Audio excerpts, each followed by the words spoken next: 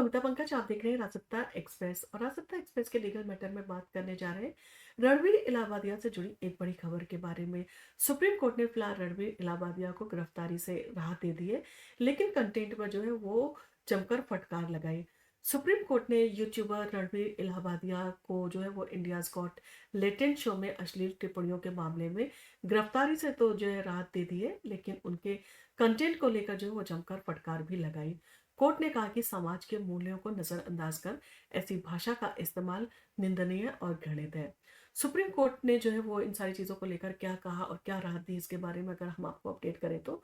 रणवीर को जो है फिलहाल गिरफ्तारी से जो है वो उनको राहत मिल गई है। कोर्ट ने रणवीर की गिरफ्तारी पर अंतरिम रोक जो है लगाते हुए कहा कि उन्हें जांच में सहयोग जो है वो करना होगा। नई एफआईआर के ऊपर भी जो है बैन लगा दिया गया है, तो शो के एपिसोड से जुड़ी कोई नई एफआईआर जो है वो दर्ज नहीं की जाएगी।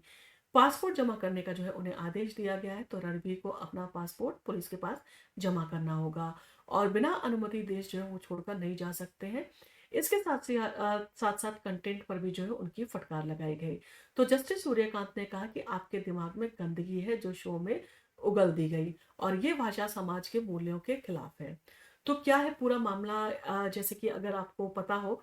इसकी शुरुआत जो है इंडियाज गॉट लेटेंट के एक शो में हुई थी, जिसमें जो है वो रणवीर इलाहाबादिया के द्वारा जो है कुछ ऐसे प्रश्न पूछे गए थे जिसको चलते जो है कंट्रोवर्सी खड़ी हो गई थी। और इसकी शुरुआत जो है वो रणवीर और समय रैना के शोज इंडियाज गॉट टैलेंट में पेरेंट के इंटीमेट रिलेशन यानी कि इंटीमेट लाइफ पर जो है अश्लील टिप्पणी के साथ में हुई थी। और ये वीडियो जो है वायरल होने के बाद महाराष्ट्र, असम और गुजरात सहित कई राज्यों में जो है उनके खिलाफ एफआईआर दर्ज की गई। असम पुलिस ने रणवीर सहित 5 लोगों के खिलाफ जो है वो केस दर्ज किया, जबकि मुंबई पुलिस ने जो है वो शो के आयोजकों के साथ जो है अन्य यूट्यूबर्स को भी जो है नोटिस भेजा है। यानी कि अब तक 42 लोगों के खिलाफ जो है वो एफआईआर दर्ज की जा चुकी है और उनके खिलाफ जो है वो सम्मन भेजे जा चुके हैं। इन सारी चीजों को लेकर वकीलों ने जो है वो दलील अपने रखी और कोर्ट का जो है इन सारी चीजों को लेकर जवाब भी सामने आया। तो रणवीर के वकील अभिनव चंद्रचूड़, जो कि सीजीआई चंद्रचूड़ के बेटे हैं, उन्होंने जो है इन सारी चीजों को लेकर अपनी दलील दी और कहा कि कई राज्यों में एफआईआर होने से उनकी जान जो है वो उसको खतरा है और उन पर जो है 5 लाख का जुबान काटने का इनाम भी घोषित किया गया है। इस पर कोर्ट ने कहा कि इस तरह के जब आप भाषा का इस्तेमाल करते हैं, इस तरह का जो कंटेंट आप अगर बनाते हैं, तो इस तरह की जो कड़ी प्रतिक्रियाएं ही आएंगी। और कोर्ट ने जो इन सारी चीजों को लेकर कड़ी प्रतिक्रिया देते हुए कहा कि जब आप ऐसी भाषा से पॉपुलैरिटी चाहेंगे तो लोग जो है धमकी देंगे ही, और अपने माता पिता और समाज को जो है आपने ठेस पहुंचाने का जो है वो काम किया है। तो आगे की कार्रवाई इन सारी चीजों में क्या होने वाली है, तो जांच में सहयोग के लिए जो है वो कहा गया है रणवीर को जो है महाराष्ट्र और असम पुलिस के साथ में जांच में सहयोग जो है वो करने में शामिल होना होगा। सुरक्षा की भी जो है उन्होंने गुहार लगाई थी, तो कोर्ट ने कहा कि रणवीर क्यों मिल अगर उन्हें मिल रही है तो वो स्थानीय पुलिस से जो है सुरक्षा की गुहार जो है वो लगा सकते हैं। शो पर जो है वो फिलहाल रोक लगा दी गई है। सुप्रीम कोर्ट ने रणवीर के अगले शो को करने से जो है उन्हें पूरी तरह से रोक दिया है। अब इन सारी चीजों को देखा जाए तो इन सारी चीजों के चलते जो है रणवीर की जो है मुसीबतें जो है वो कम होने का नाम नहीं ले रही है। और जिस तरह की धाराएं और जिस तरह के जो है वो उनके ऊपर आरोप लगाए गए हैं, वो कहीं ना कहीं जो है उन्हें कटघरे में खड़े करते हैं। और अगर धाराओं की बात की जाए तो भारतीय न्याय संहिता के सेक्शन 294, 295 और 296 जो है वो कहते हैं कि सेक्सुअली एक्सप्लिसिट जो वर्ड्स बोले जाते हैं, यानी कि आप जानबूझकर इस तरह के शब्दों का इस्तेमाल करते हैं, तो वो जो है इंडियन कानून के अगेंस्ट है। और जानकर ऐसी भाषा का इस्तेमाल करना, इस तरह के सेंसेशन को जो है क्रिएट करके आपने प्लान्ड वे में जो है अगर इस तरह की एक्टिविटी की है, तो इसके लिए जो है आपको दोषी करार दिया जाएगा। इसी के साथ आईटी एक्ट 2000 की अगर बात करें तो उसके सेक्शन 67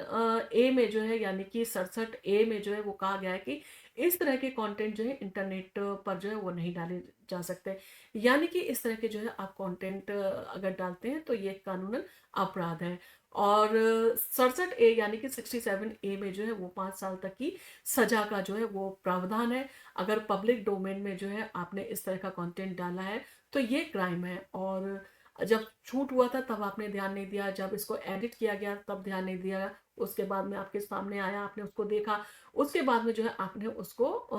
ऑनलाइन जो है अपलोड किया। तो कहीं न कहीं इस तरह की चीज़ें आपने उसमें की, यानी कि आपने जानबूझकर इस सारी चीज़ों का इस्तेमाल किया सनसनी फैलाने के लिए। और इस कारण से जो है आपने सेंसेशन क्रिएट किया, और जब रेवेन्यू आपके पास में जनरेट हो गया और उसके बाद में विवाद बढ़ा, तो आपने उसका एपिसोड जो है वो, या उसकी क्लिप को जो है वो हटा दिया। तो ये सारी चीज़ें जो है आपने सोच समझ के जो है वो सोची-समझी रणनीति के तहत जो है किए, जो कि कानूनन एक क्राइम है। और इन सारी चीज़ों को लेकर महत्वपूर्ण जो पॉइंट है उस पर ध्यान अगर हम दें, तो ये ऑफ़ेंस जो है इंटरनेट पर होते हैं। यानी कि आपने एक जगह जो है इसको अपलोड किया, अब उसको जो है देश के कहीं-कहीं अलग-अलग जगहों से जो है लोगों ने देखा, यानी कि इसको अ,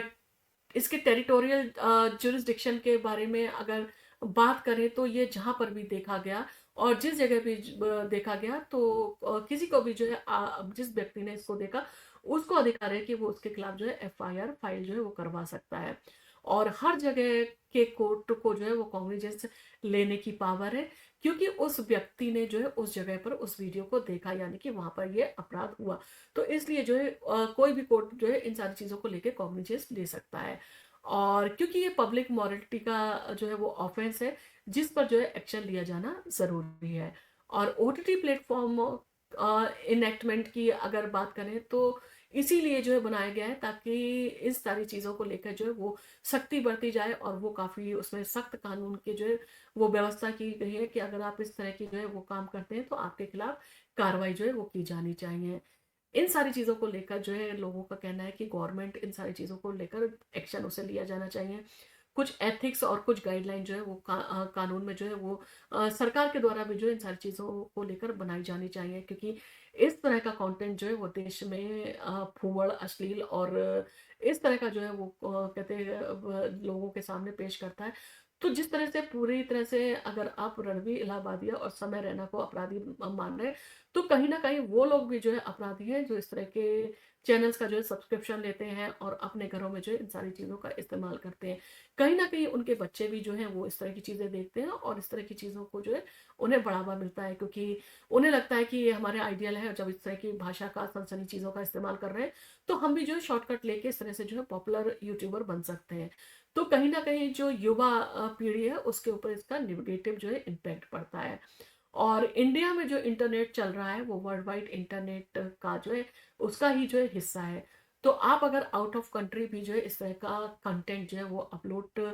कर देते हैं, तो आपके खिलाफ जो है एक्शन लिया जा सकता है। और अगर बात करें इंडियन कानून की, तो चैनल को लेकर जो है भारत में कानून काफ़ी सख्त है, और काफ़ी जो है सख्त धाराएँ इसमें हैं। और अगर ये केस जो है वो इसकी प्रोसीडिंग होती है और इसमें अगर सज़ा सुनाई जाती है, तो कहीं न कहीं रणवीर इलाहाबादिया की जो है वो कहा जा सकता है कि उनके लिए जो है वो समस्या बड़ी होने वाली है, क्योंकि इसमें जो है 5 साल तक की सज़ा का प्रावधान है। और इस तरह के कंटेंट को जो है उन्होंने इस्तेमाल किया है, जिस तरह से उन्होंने भाषा का इस्तेमाल किया है,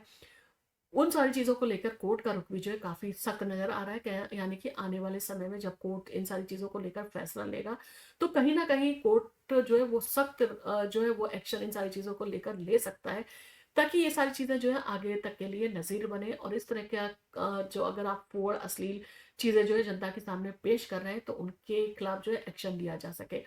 आपका इन सारी चीज़ों को लेकर जो भी कहना हो, आप हमें कमेंट करके बता सकते हैं। क्या आपको लगता है फ्रीडम ऑफ स्पीच का एक दुरुपयोग है ये? इस तरह का जो है अगर आप बात करते हैं, आप अपने पेरेंट्स को जो है वो इस तरह से मज़ाक का हिस्सा बनाते हैं, आप इस तरह का कंटेंट यूज़ करते हैं, जिससे कि देश की जो इस समाज में, और कहा जा सकता है कि हमारे भारत की संस्कृति जिस तरह की है, पेरेंट्स को सम्मान देने की है, तो कहीं न कहीं इस तरह की चीज़ें जो है वो भद्दा मज़ाक जो है वो पेरेंट्स को लेकर जो है वो किया जाना काफ़ी अश्लील है। और इस तरह की जो टिप्पणी किया जाना, इस तरह का कंटेंट यूज़ करना अश्लीलता और फूहड़ता की जो है वो निशानी है, ना कि आप डार्क कॉमेडी के नाम पर जो है कुछ भी जनता के सामने जो है पेश कर सकते हैं। आपका इन सारी चीज़ों को लेकर क्या कहना है? कि आपको लगता है इन सारी चीज़ों के ऊपर लगाम लगनी चाहिए, या आपको लगता है कि फ्रीडम ऑफ स्पीच है हमारे पास में, तो इस तरह की बातें जो है बोल सकते हैं, इस तरह का कंटेंट जो है वो बना सकते हैं? या आपको लगता है जिस तरह से मुहिम चल रही है, जिस तरह से लोग बात कर रहे हैं कि